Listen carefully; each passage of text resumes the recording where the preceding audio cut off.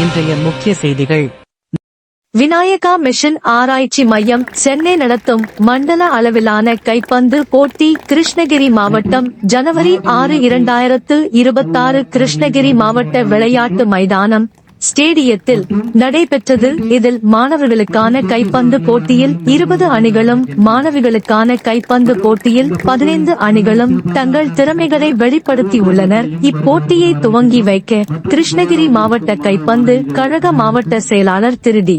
தங்கமணி பர்கூர் அவர்களும் தரபால் மாவட்ட கைப்பந்து கழக தலைவர் அவர்களும் மாவட்ட விளையாட்டு அலுவலர் திரு நடராஜமுருகன் அவர்களும் கலந்து கொண்டு போட்டியை துவங்கி வைத்தனர். இந்த கைப்பந்து போட்டியில் விநாயகா மிஷன் ஆராய்ச்சி மையத்தின் சார்பாக இயக்குனர் திரு விகே ஓம் பிரகாஷ், உடற்கல்வி இயக்குனர் விநாயகா மிஷன் ஆராய்ச்சி மையம் சென்னை மற்றும் திரு ஜி.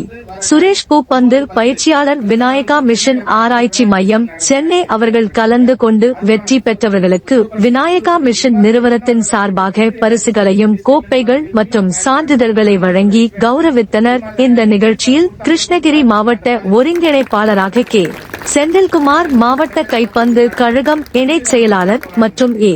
சதீஷ் கைப்பந்து பயிற்சியாளர் ஆகியோர் சிறப்பு விருந்தினர்களாக கலந்து கொண்டனர். இப்போ போட்டியில் வெற்றி பெற்ற ரன்னர் வின்னர் ஆகிய அணிகள் சென்னை விநாயகா மிஷன் ஆராய்ச்சி மையத்தில் நடைபெறும் லீக் போட்டிக்கு தகுதி பெறுவார்கள் என கிருஷ்ணகிரி மாவட்ட கைப்பந்து கழக செயலாளர் திரு டி.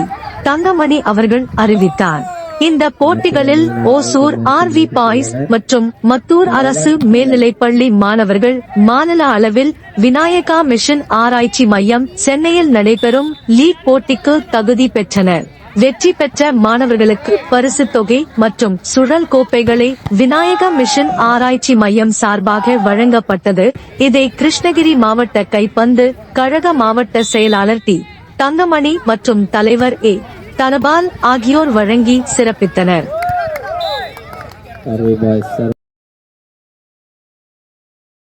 மீண்டும் சந்திக்கும் வரை உங்களுடன் என்றும் நீதி நியூஸ்.